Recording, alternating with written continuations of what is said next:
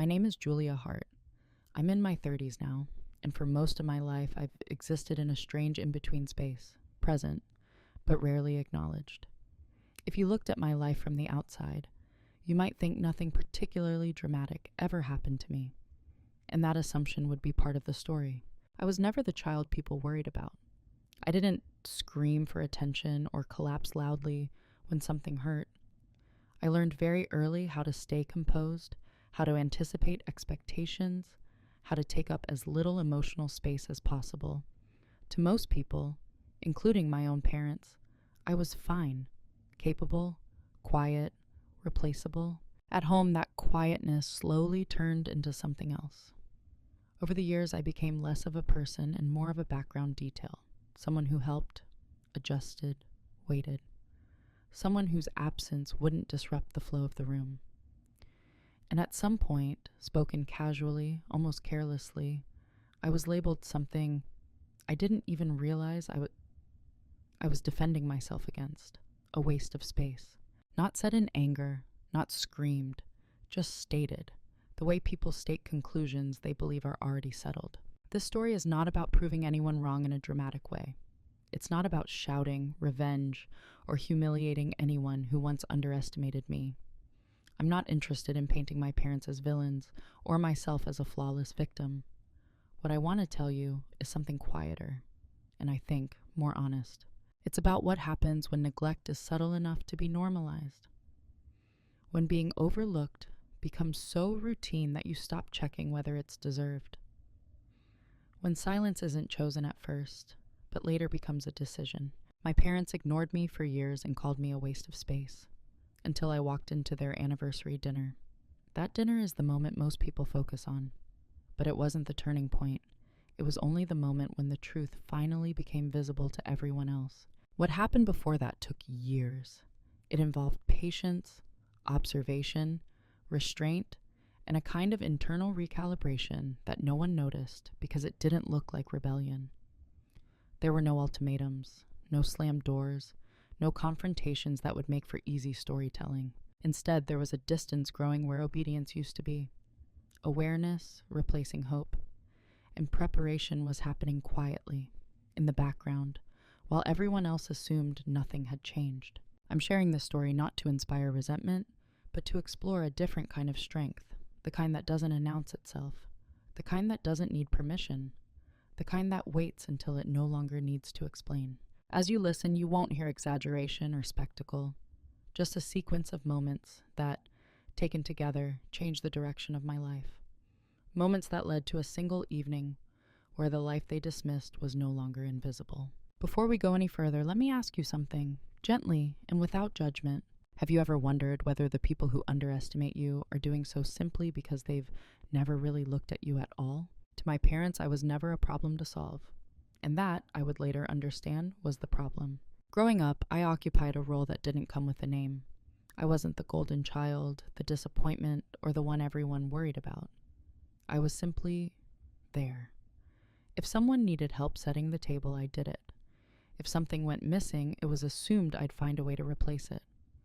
If emotions ran high in the house, I learned to lower my voice instead of adding to the noise. They often described me using words that sounded positive on the surface. Independent, low maintenance, mature for her age. But those words were less about who I was and more about what I didn't require.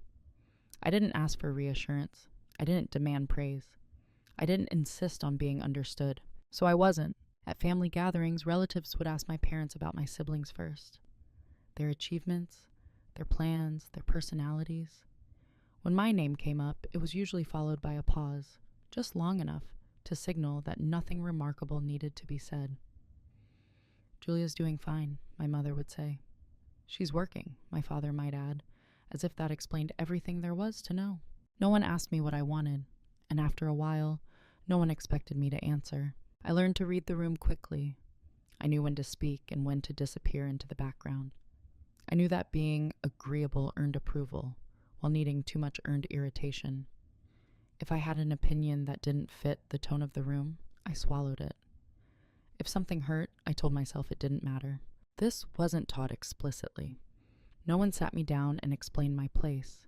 It was absorbed slowly through patterns, through interruptions that never got corrected, through jokes made at my expense that everyone else laughed at, through plans made without checking whether I was available, interested, or even informed. When I tried to contribute, to share an idea, a concern, a small excitement, I was often met with polite distraction. Phones glanced at, conversations redirected, sometimes a sigh, subtle but unmistakable, as if my words were an unnecessary delay. So I adjusted. I became efficient with my presence, brief, useful. The phrase waste of space didn't come early. It arrived after years of groundwork had already been laid. By the time it was said, it didn't shock me as much as it should have. It landed with a dull familiarity, like a verdict that had been quietly forming long before it was spoken aloud. I remember exactly where I was when I heard it. Not because it was dramatic, but because it wasn't. My parents were talking to someone else, assuming I was out of earshot. My name came up casually, followed by a dismissive laugh. "She's not really going anywhere," one of them said. "Honestly," the other replied, "she's kind of a waste of space." There was no malice in the tone, just certainty. I didn't confront them. I didn't cry. I didn't even react outwardly. I went to my room, sat on the edge of the bed, and tried to understand what part of me they were referring to. The part that didn't demand. The part that didn't shine loudly enough. The part that had learned to survive quietly. What struck me most wasn't the insult itself. It was the realization that they truly believed they were stating a fact. To them, I was someone who existed on the margins of relevance. Someone whose absence wouldn't be noticed until a task went undone. Someone who filled space but didn't define it. And for a long time I accepted that description. Not because it was true, but because it was unchallenged. When no one reflects your value back to you, you begin to doubt it exists at all. Still, I didn't hate them. I didn't even feel angry. I felt something colder, more neutral. A quiet understanding that the version of me they saw was incomplete, and that they had no interest in seeing the rest. That understanding didn't change anything immediately. On the outside, I remained the same Julia, reliable, calm, unassuming. But internally, something subtle had been recorded. Not resentment, not rebellion, just clarity. The first small cut wasn't obvious. That's why it stayed with me. It didn't arrive with raised voices or harsh words. No one would have stopped the conversation and said, "That was cruel." In fact, if I had mentioned it later, I suspect most people would have frowned slightly and said, "I'm sure they didn't mean it like that." That's how these things survive. We were in the kitchen one afternoon, all of us moving around each other in that familiar, unspoken choreography families develop over time. My mother was planning an event, something social, something that mattered to her. Guest list, seating, timing. The details filled the room. At one point, she paused and said, almost as an afterthought, "We'll need help with setup. Julia, you can come early." "Wouldn't you like to?" "You are not available." Just an assumption folded into a sentence. I nodded automatically. That part wasn't new. But then my father added lightly, without even looking at me, "Well, it's not like she has anything better to do." There it was. The cut. Small, casual, delivered like a joke everyone was expected to accept. My siblings smiled. Someone chuckled. The conversation moved on immediately, as if nothing had happened. I stood there holding the mug that had gone cold in my hands, aware of two things at once. First, that something had just shifted inside me. And second, that no one else had noticed or cared. I told myself it was nothing, that he hadn't meant it, that I was being sensitive. I'd been trained well in that kind of self-correction. Still, the words lingered, echoing quietly long after the room had emptied. Anything better to do? It wasn't about the task. I didn't mind helping. What cut was the assumption behind it? That my time held less value. That my life was a blank space people could write over without asking. Over the next few weeks, similar moments appeared. Small remarks, offhand comments. Plans are announced instead of discussed. Each one is easy to dismiss on its own. Together they formed a pattern. When someone needed a favor, my name came up first.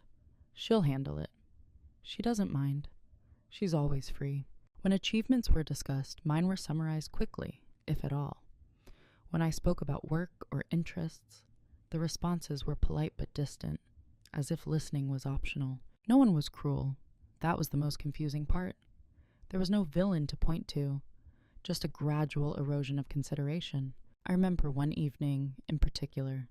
We were all sitting together, conversation drifting. I mentioned a professional opportunity I was excited about. Not bragging, just sharing. My mother nodded, then turned to my sibling and asked an unrelated question mid-sentence. I stopped talking. No one noticed. That was the moment I realized something important. The disrespect wasn't loud enough to provoke defense, but it was consistent enough to shape perception. Not just theirs, mine too. I began to anticipate dismissal before it happened. I edited myself in advance. I offered less, asked for nothing. It felt easier that way, safer. And still, I told myself this was normal, that families were imperfect, that everyone felt overlooked sometimes. I didn't want to dramatize something so subtle. I didn't want to be the person who made a fuss over tone or phrasing. So I absorbed it. But absorption has a cost. Each small cut, left unacknowledged, teaches you where you rank. It teaches you what is expected of you and what is not. I wasn't expected to be consulted or celebrated or taken seriously. I was expected to be available. And slowly, without anyone announcing it, that expectation began to change the way I looked at the room, in conversations, at myself. Not with anger, with attention. Once something happens often enough, it stops registering as an event. It becomes atmosphere. That's what the disrespect turned into. Background noise I learned to live inside. At first, I noticed every slight, every interruption, every assumption. But over time, reacting to each one felt exhausting, even indulgent. So I adjusted my expectations instead. I told myself that this was simply how my family communicated, that they didn't mean harm, that I was imagining patterns because I was looking for them. Normalization is a powerful anesthetic. I became skilled at explaining things away before they reached the surface of my emotions. If my opinion was overlooked, it was because the topic wasn't important. If my contribution went unacknowledged, it was because recognition wasn't necessary. If my presence felt optional, it was because I valued independence. I learned how to reframe absence as freedom. There were dinners where I barely spoke, not because I had nothing to say, but because it was easier to listen than to interrupt the rhythm of a conversation that didn't leave space for me. When I did speak, I kept it brief, neutral, non-threatening. I learned which topics were safe and which ones drew that subtle tightening of the room. The sigh, the glance, the shift that signaled this is unnecessary. So I stayed necessary, but not essential. I took on responsibilities without being asked. I filled logistical gaps. I made myself useful in ways that didn't require acknowledgement. There was a strange comfort in that. Usefulness, at least, came with a clear function. Value, on the other hand, felt unpredictable. Sometimes I wondered if I was complicit in my own invisibility, if my silence taught them how to treat me. But that thought felt unfair. I had been silent because speaking hadn't changed anything, because learning to endure quietly had once been a form of survival. Still, the longer it went on, the more it shaped my internal landscape. I stopped expecting curiosity. When someone asked, "How are you?" I gave efficient answers. Fine. Busy. Same as always. I didn't offer details unless pressed. I didn't volunteer excitement.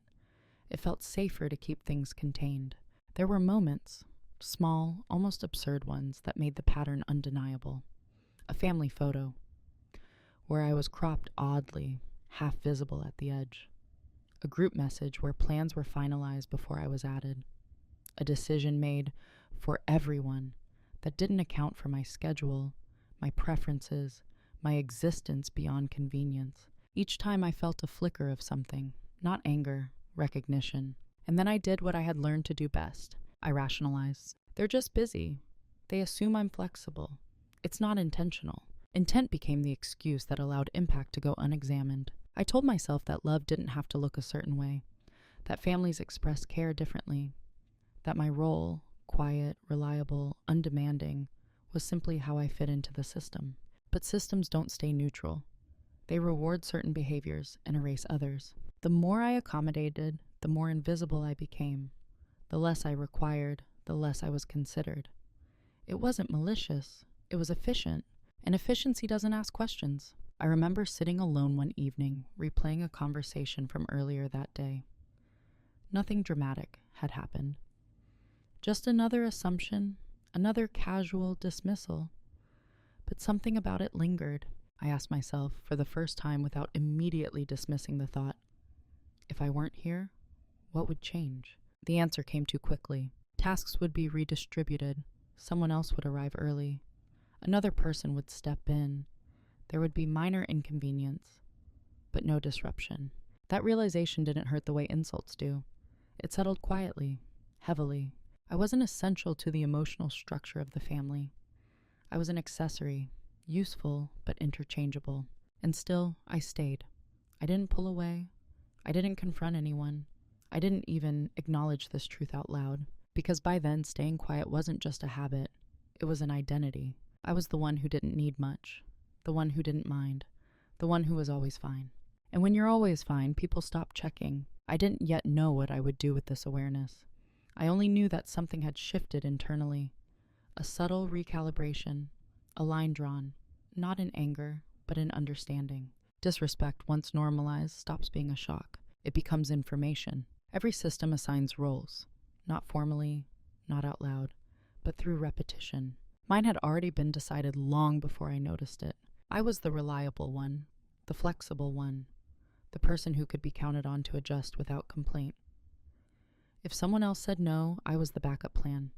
If something needed to be done quietly and efficiently, it somehow became my responsibility. No one asked if I wanted that role. It simply settled around me, like dust. At first I wore it with a kind of muted pride. Being dependable felt like being trusted. Being needed, even in small, unacknowledged ways, felt better than being ignored entirely. I told myself that this was maturity, that I was above needing validation. But the longer I stayed in that role, the clearer its boundaries became. I was not the one whose opinions shaped decisions. I was not the one people worried about disappointing. I was not the one whose absence would raise questions. I was the infrastructure, necessary but unseen. There were moments when the role revealed itself starkly. Family conversations about the future, about support, about expectations, conversations that happened in front of me, but not with me. Plans that assumed my availability without acknowledging my autonomy. Statements that framed my life as an extension of theirs, rather than something separate and self-directed. Once, someone joked that I was lucky because I didn't have as many responsibilities as the others.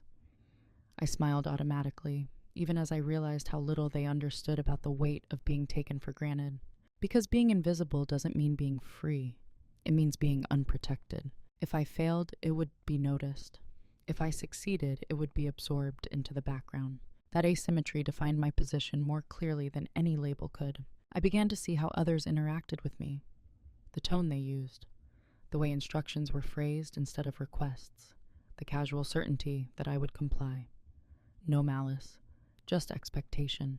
And expectation is powerful when it goes unchallenged. I remember a moment that crystallized this understanding. A decision was being discussed, one that directly affected my time and finances. I listened as options were weighed, compromises debated. My name came up only at the end, as a conclusion. Well, Julia can adjust, someone said. Should we ask? Not what does Julia think, just she can. I realized then that my role wasn't just assigned, it was relied upon. The system worked because I made it work. My flexibility smoothed over friction. My silence prevented conflict. And in doing so, I had taught them something dangerous, that my consent was automatic. This wasn't about my parents alone. It was about how patterns spread.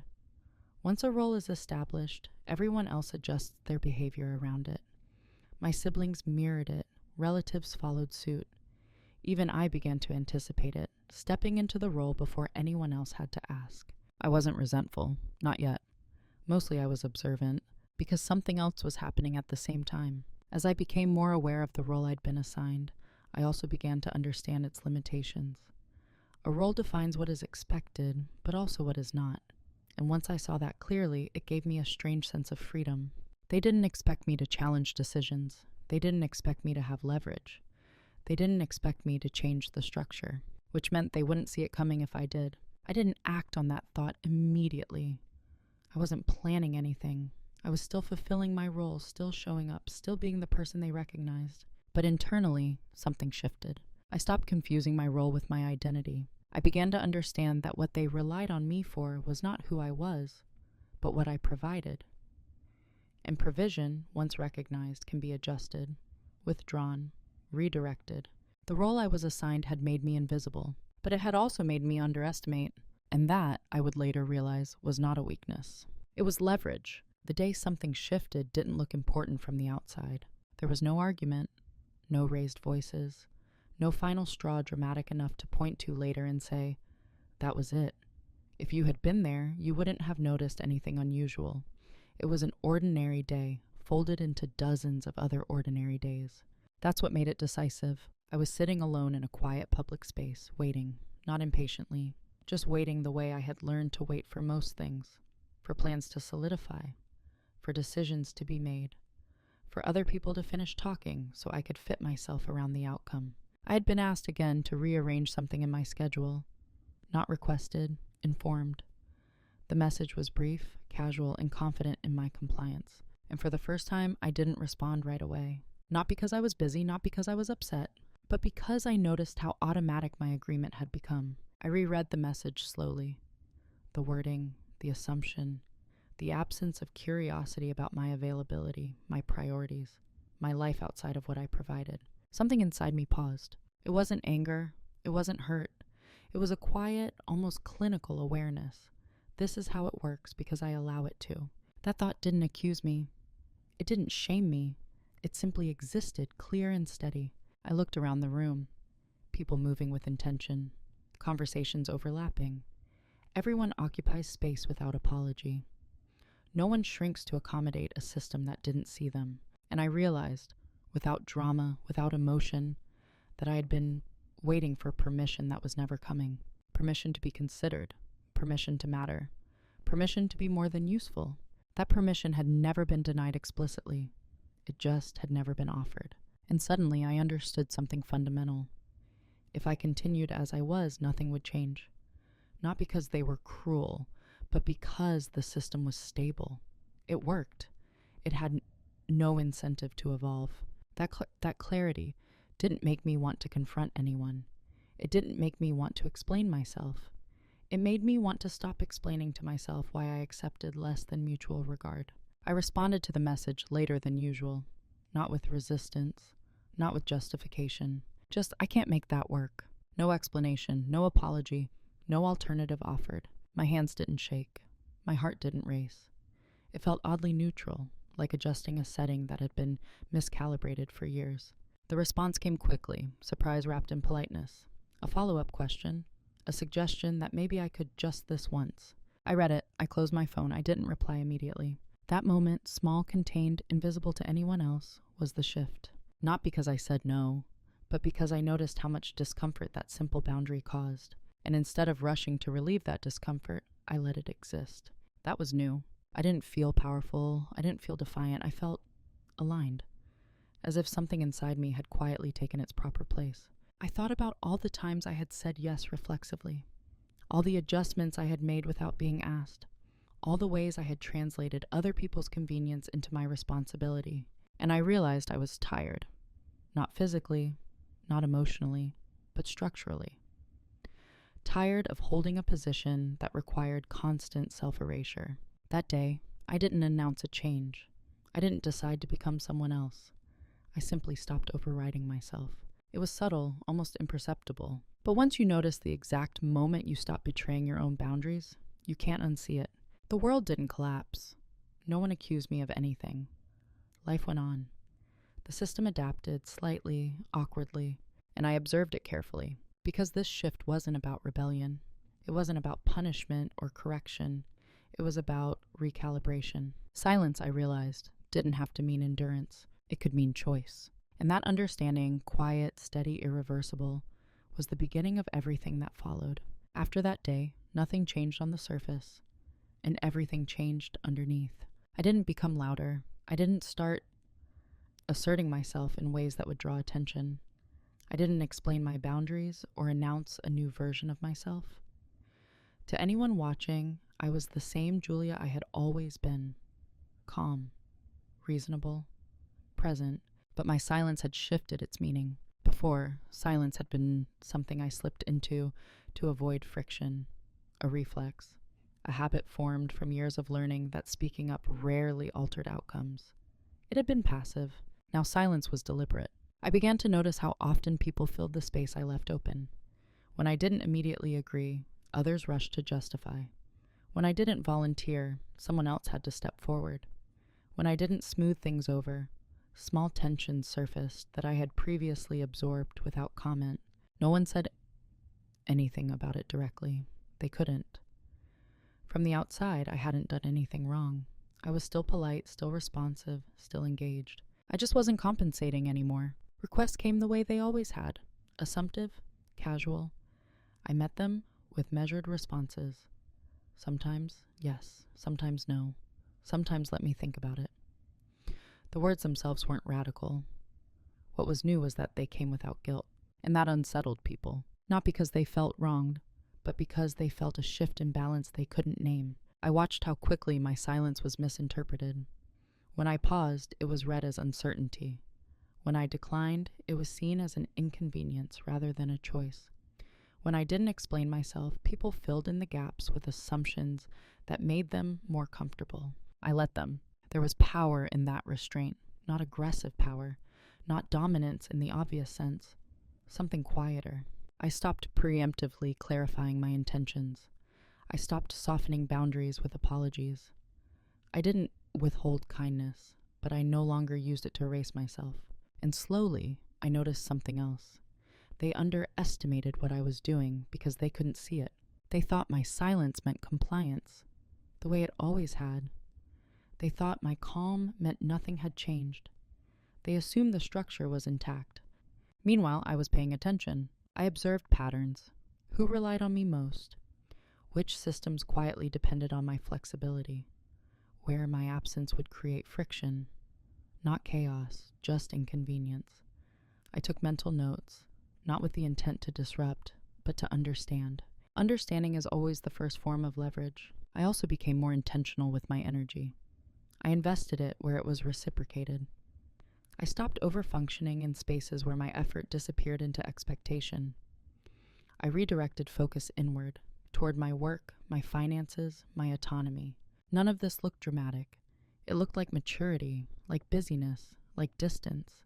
People rarely question those. There were moments when the old reflex tried to return, when I felt the urge to explain, to justify, to smooth over discomfort that wasn't mine to manage. Each time I paused, not to suppress myself, but to choose consciously. That pause became my anchor, and with it came a strange sense of relief.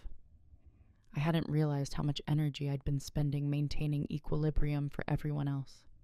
How often I'd mistaken peacekeeping for peace. Silence, when chosen, creates space. Space to think, space to observe, space to prepare. I wasn't preparing for confrontation. I wasn't plotting a reveal. I was simply aligning my actions with the truth I had finally acknowledged. My presence had value, whether or not it was recognized. If others chose not to see that, it didn't obligate me to compensate. They continued to assume I would be there, that I would adjust, that I would absorb. And because they assumed it so completely, they never noticed when the foundation began to shift. Not dramatically, not all at once, just enough. Silence had once made me invisible. Now it made me unreadable. And that distinction mattered more than they knew. While everything looked the same to them, my inner life had become precise. I didn't withdraw emotionally in a dramatic way. I didn't announce distance or create tension. I stayed present just enough to remain familiar. That was important. Familiarity lowers suspicion. It keeps people comfortable. And comfort is where attention relaxes. What they never noticed was how intentional I had become. I started documenting, not in a paranoid way, not obsessively, just quietly, methodically, conversations, expectations, patterns of reliance, who asked, who assumed, who deferred responsibility without realizing they were doing it. I paid attention to timing, tone, and frequency, not to accuse anyone later, to understand the structure, because once you understand a structure, you know exactly where it depends on you. I also began learning things I'd never bothered to learn before. Practical things, financial literacy that went beyond budgeting, contract language, obligations hidden in casual agreements, the mechanics behind favors that were never framed as favors. I realized how often I had been agreeing to things without realizing what I was agreeing to. That awareness sharpened quickly. At the same time, I started repositioning myself professionally, quietly. No announcements, no social media updates that invited commentary. I expanded skills that made me less interchangeable. I built credibility in spaces my family didn't pay attention to, because they had never considered that part of my life important enough to follow closely. That disinterest worked in my favor. They assumed my work was stable, unremarkable, predictable. They didn't ask questions. They didn't probe. They didn't realize how much autonomy I was building piece by piece. I also re-examined old agreements, the informal ones, the of course she will arrangements that had never been spoken out loud but had shaped years of my availability. I looked at where I was providing support that had quietly become expected, and what would happen if I didn't. Not catastrophes, just gaps. And gaps reveal truths. I noticed how rarely anyone checked in on me, how questions flowed in one direction, how updates were delivered rather than exchanged. That absence of curiosity confirmed what I already knew. No one was tracking my inner state closely enough to notice a change. So I changed strategically. I stopped being predictably accessible. I replied slower, not inconsistently, just slower enough to disrupt assumptions. I stopped arriving early automatically. I didn't volunteer information unless asked. I declined small things occasionally, calmly, without justification. Each adjustment was minor. Together, they rewired expectations. What surprised me was how little resistance there was. People adapt quickly when they think something is temporary. She's busy lately. She's got a lot going on. It's probably just a phase. They told themselves stories that preserved the old structure. I let them. Meanwhile, I kept learning. I learned where emotional labor had been outsourced to me. I learned how often my calm presence had stabilized rooms that would otherwise feel tense. I learned which relationships were reciprocal and which ones were sustained entirely by my effort. Most importantly, I learned that no one was watching closely enough to see the preparation happening, because preparation doesn't announce itself. It looks like routine, like patience, like someone staying in their lane. There were moments when I almost laughed at the irony. The same invisibility that had once diminished me now protected my process. No one questioned my silence because they were used to it. No one interrogated my independence because they had never valued it. They had underestimated me for so long that it never occurred to them I might be positioning myself. And that wasn't their fault alone. Underestimation is a shared illusion. It exists because one side benefits from comfort, and the other side learns how to operate quietly inside that comfort. I wasn't angry as I noticed all this. I felt focused, clear. I wasn't collecting grievances. I was collecting data. And data has a way of clarifying decisions long before emotions catch up. By the time they sensed that something was different, the foundation had already shifted. The work had already been done. The dependencies had already been identified. They just didn't know it yet, because the most effective changes don't announce themselves. They reveal themselves only when they're complete. The private reveal didn't feel like a victory. There was no rush of adrenaline, no urge to tell anyone, no sense of triumph waiting to be shared. When it happened, I was alone, sitting quietly, reading something I had already read more than once, and suddenly I saw it clearly. It wasn't new information. That was the unsettling part. Everything I needed to understand had been in front of me for a long time, embedded in habits, expectations, and unspoken arrangements I had never questioned deeply enough. The reveal wasn't about discovering something hidden. It was about finally accepting what was already true. I realized how much of my family's stability relied on my consistency. Not emotionally, they had never leaned on me that way, but structurally. I was the buffer, the quiet adjuster, the one who absorbed inconvenience before it ever reached the surface. I had mistaken that role for insignificance. In reality, it was load-bearing. Once I saw that, everything rearranged itself internally, not with excitement, but with clarity. the kind that feels almost sobering. If I stepped back, not dramatically, not cruelly, certain systems would strain, not collapse, just enough to be noticed. And if I redirected my energy elsewhere, those systems would have to adapt without me. That was the leverage. Not money alone, no information, not exposure, but absence. I sat with that realization longer than I expected. I didn't feel powerful. I felt responsible. Because leverage isn't inherently virtuous. It's simply capacity. What matters is how you use it. And I knew instinctively what I wouldn't do. I wouldn't threaten. I wouldn't confront in anger. I wouldn't demand recognition or apologies that would mean nothing if forced. This wasn't about teaching them a lesson. It was about choosing myself without needing their permission. I looked back over years of interactions with new eyes, not to relive them, but to reinterpret them. I could see now how my reliability had been mistaken for limitlessness, how my calm had been read as consent, how my silence had been confused with the absence of thought. They hadn't known who I was because they had never needed to. That realization softened something in me, not toward them, but toward myself. I stopped framing the past as something to correct. It didn't need correction. It needed closure. The reveal clarified my options. I could continue as I was and remain essential but unseen. I could confront them and risk becoming emotional noise. Or I could quietly step into alignment with my own values and let reality do the explaining. Only one of those felt honest. That evening, I didn't change anything outwardly. I didn't withdraw suddenly. I didn't test my leverage. I simply acknowledged it, and that acknowledgement changed how I carried myself. There's a difference between knowing something intellectually and letting it settle into your posture, your timing, your decisions. I felt that difference immediately. I slept better that night, not because something had been resolved, but because something had been decided.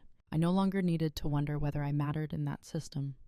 I understood exactly how I fit, and understanding removes confusion, even when it doesn't remove pain. The private reveal didn't make me feel superior. It made me feel free. Free from hoping they would someday see me differently.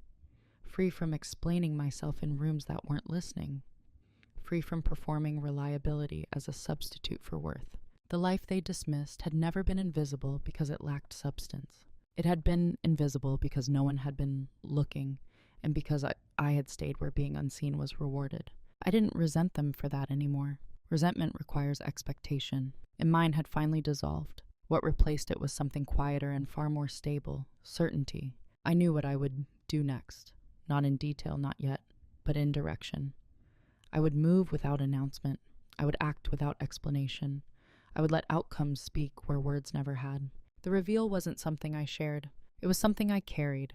And once you carry that kind of clarity, you don't rush. You proceed. Clarity doesn't demand speed. Once I understood what I held and what I didn't need to hold anymore, I didn't act immediately. I let the understanding settle. Decisions made too quickly still belong to the moment that provoked them. I wanted mine to belong to me. This was the decision point. Not dramatic, not visible, just a quiet narrowing of paths. There were several directions I could take, and I examined each one honestly.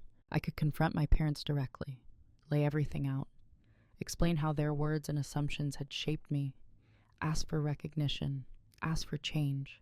That option appealed to a part of me that still wanted to be understood.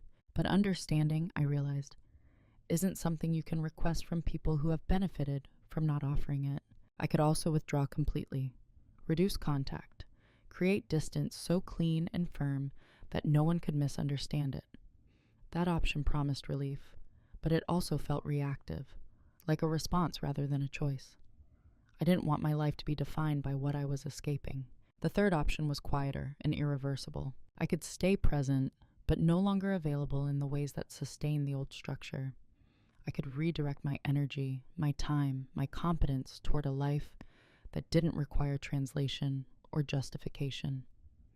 I could let the consequences emerge naturally, without accusation. That option required patience. It also required trust in myself. I thought carefully about what I wanted, not from them, but from my own future. I wanted autonomy that didn't depend on emotional approval. I wanted relationships that responded to boundaries without resentment. I wanted to know that my value wasn't conditional on how much inconvenience I absorbed. Those things couldn't be negotiated into existence. They had to be lived. So I chose the option that didn't ask for permission. The irreversible part wasn't what I would do. It was what I would stop doing. I would stop filling gaps that weren't mine. I would stop adjusting automatically. I would stop translating neglect into tolerance. That decision didn't require an announcement. In fact, announcing it would have undermined it.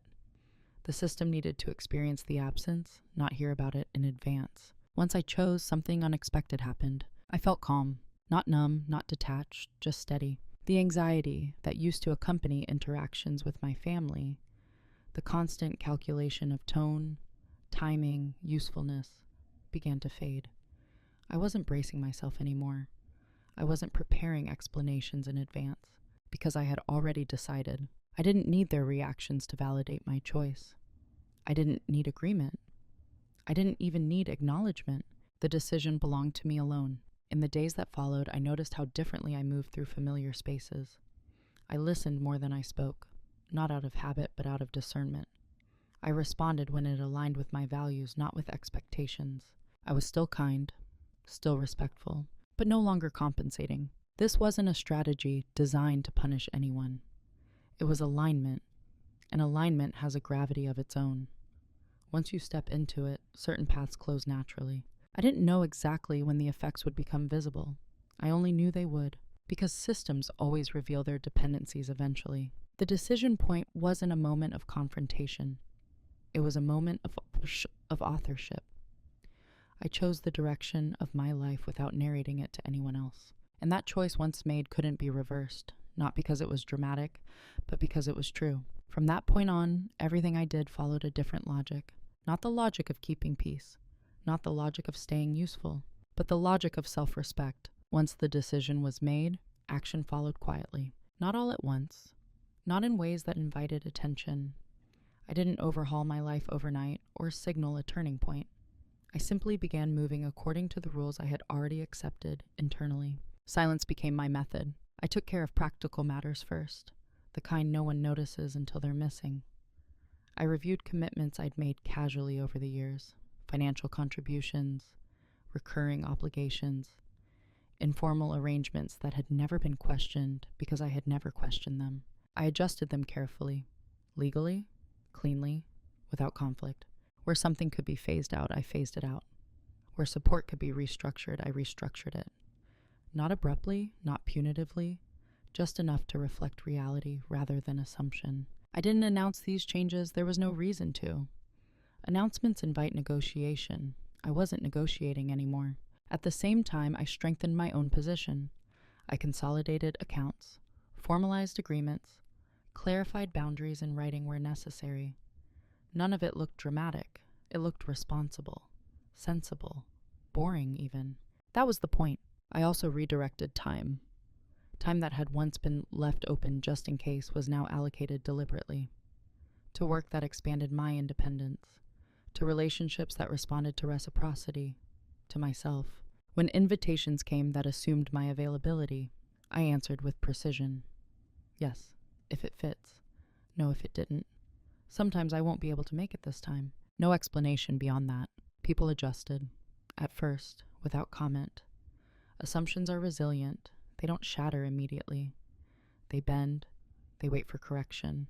None came. I could feel the system recalibrating around the space I no longer filled. Not in anger, in confusion. Someone else had to arrive early. Someone else had to follow up.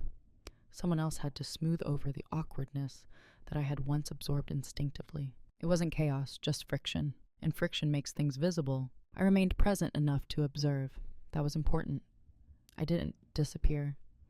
I attended events. I engaged in conversations. I smiled. I listened. From the outside, I was unchanged. From the inside, I was no longer carrying weight that wasn't mine.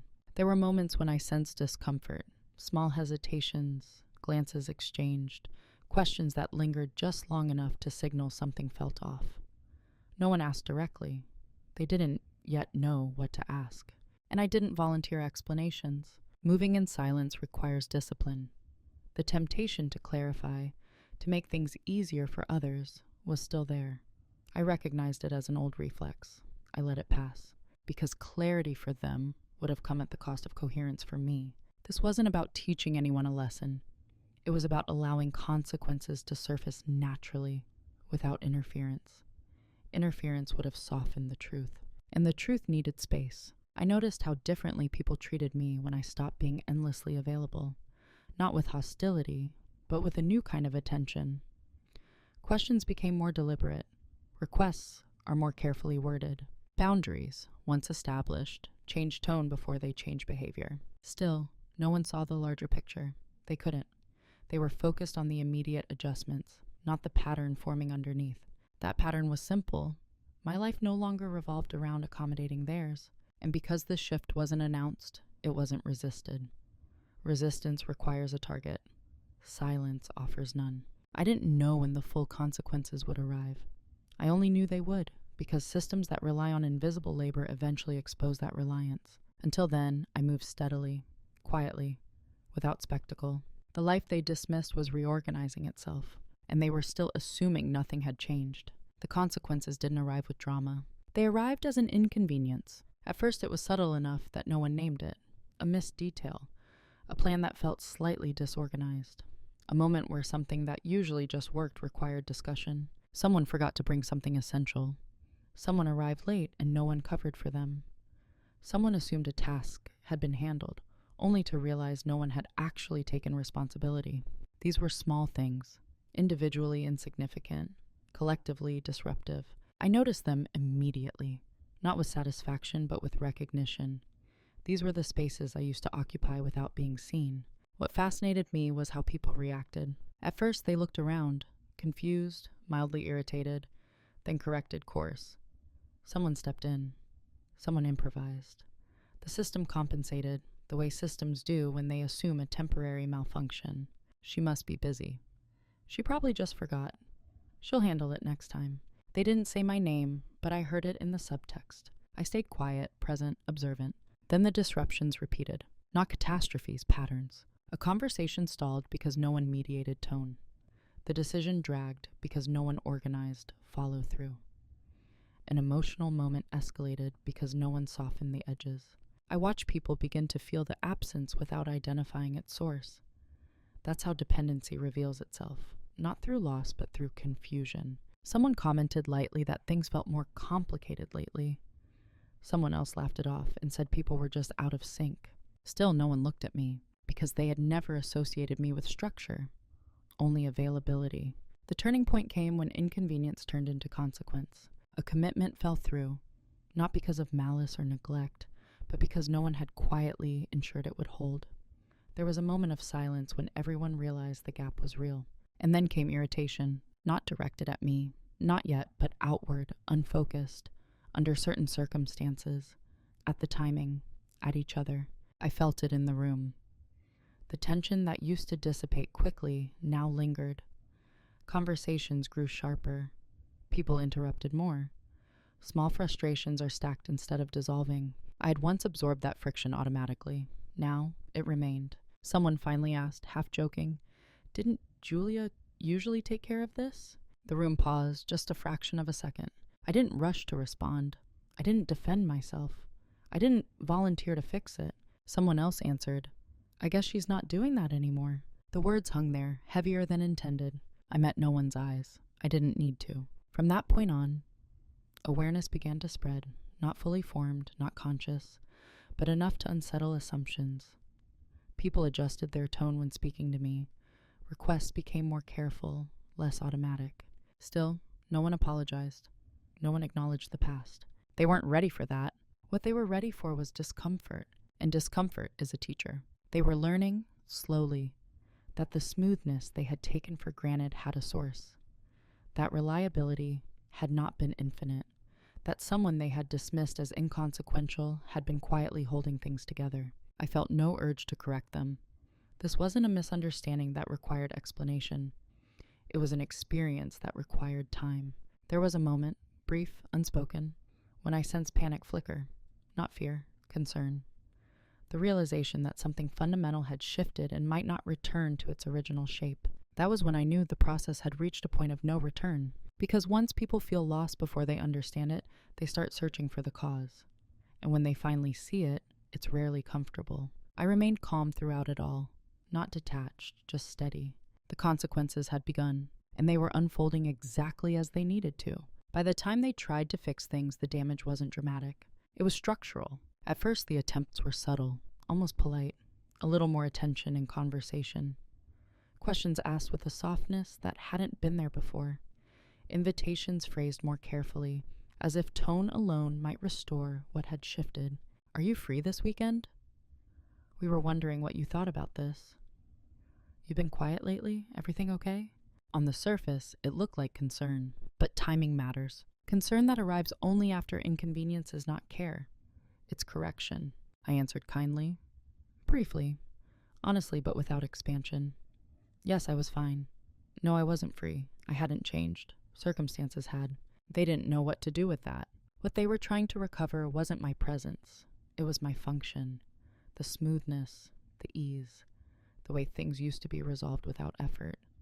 And they didn't yet understand that those things were never automatic. They had been maintained. As pressure mounted, the tone shifted. Not to anger, but to unease. Conversations felt tentative, as if everyone was walking around an invisible fault line. Someone tried to joke about getting the old Julia back. I smiled gently. That phrase landed with more weight than they intended. The old Julia wasn't lost. She was finished. There was a moment, quiet, almost awkward, when one of my parents tried to revisit the past. Not directly, not with accountability, just a vague statement about how everyone gets overlooked sometimes, and how family doesn't always say things the right way. It was an opening. Years ago, I would have stepped into it eagerly. I would have explained, offered reassurance, helped translate discomfort into resolution. This time I didn't.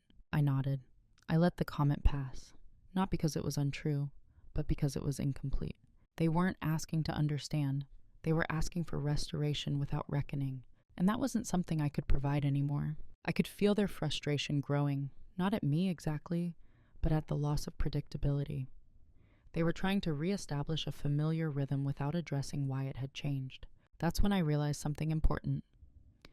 Even if they had apologized perfectly, it wouldn't have reversed anything, because the change wasn't emotional, it was directional. I had already reorganized my life around a different center.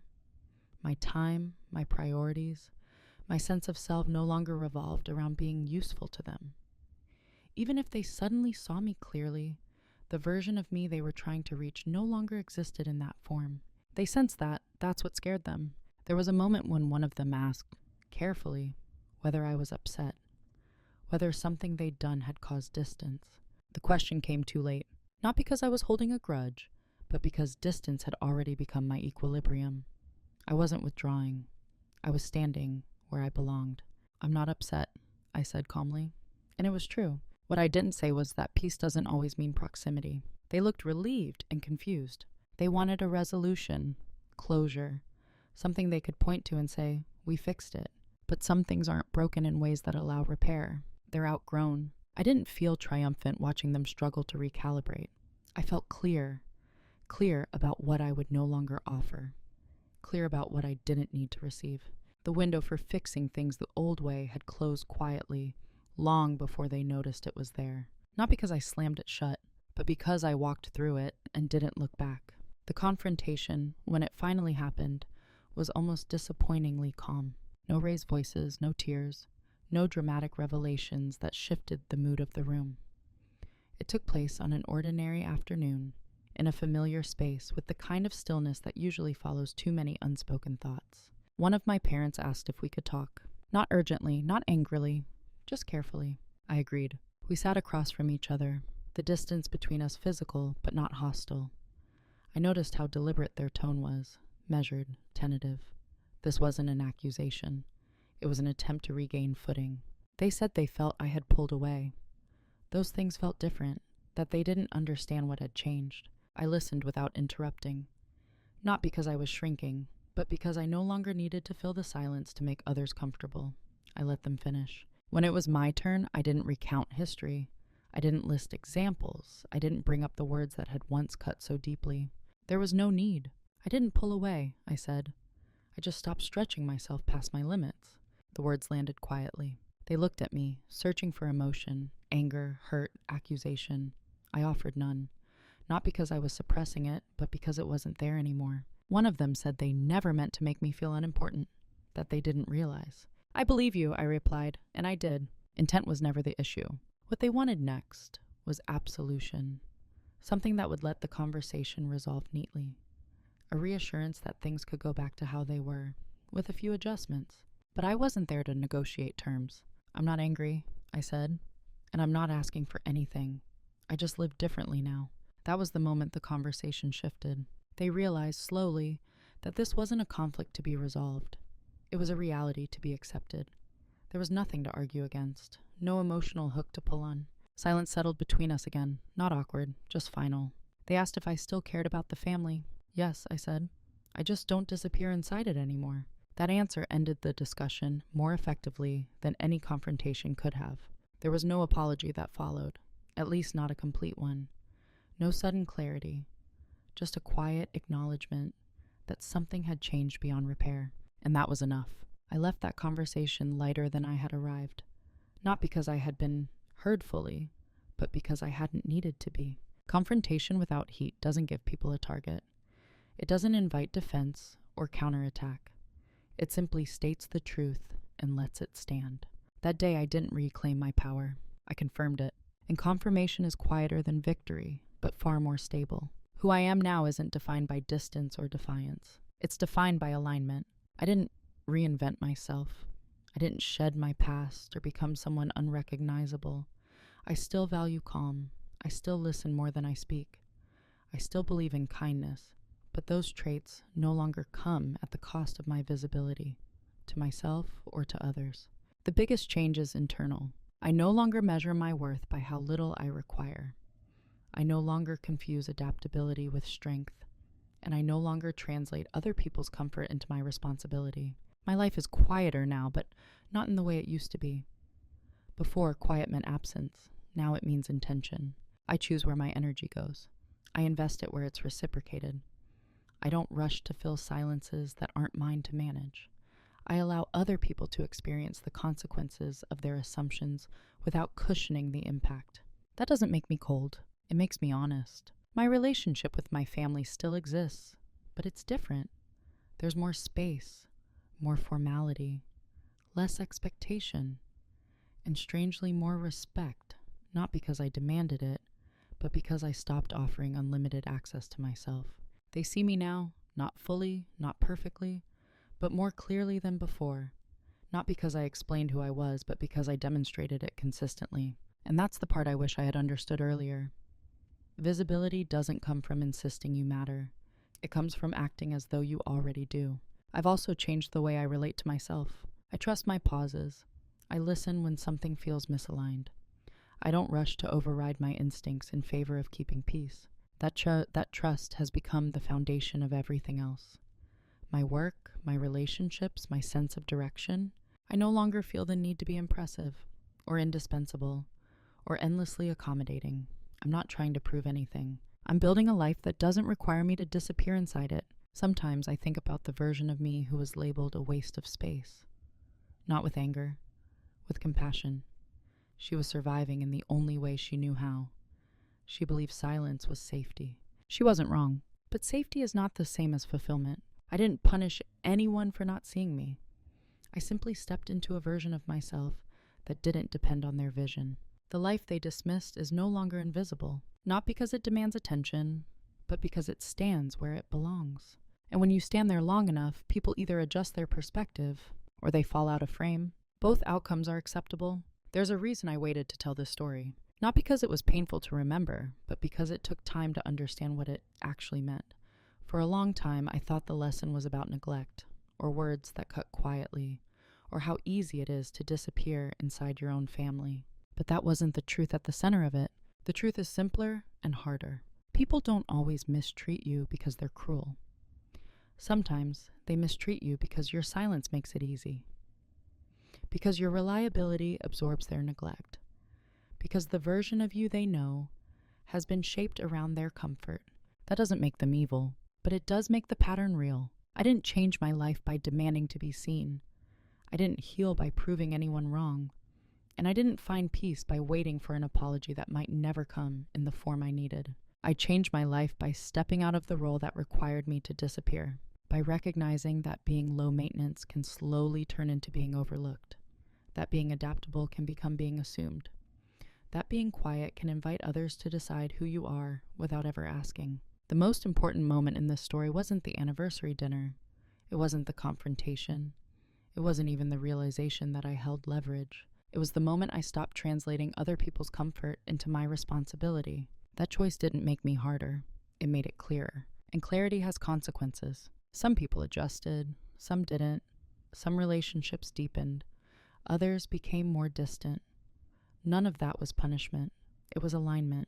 When you stop shrinking, the world doesn't always applaud, but it does respond. If there's one thing I hope you take from this, it's this. You don't need to announce your worth. You don't need to justify your boundaries.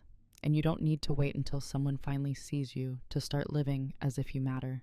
The life they dismissed was no longer invisible, not because it demanded attention, but because it stopped hiding. If this story resonated with you, I'd really like to hear why. Have you ever realized that you were being valued only for how convenient you were? And what happened when you stopped making yourself so easy to overlook? Video hữu ích, hãy ấn like và đăng ký kênh để ủng hộ mình nhé. Chúng ta sẽ gặp nhau ở những video tiếp theo. Bye bye.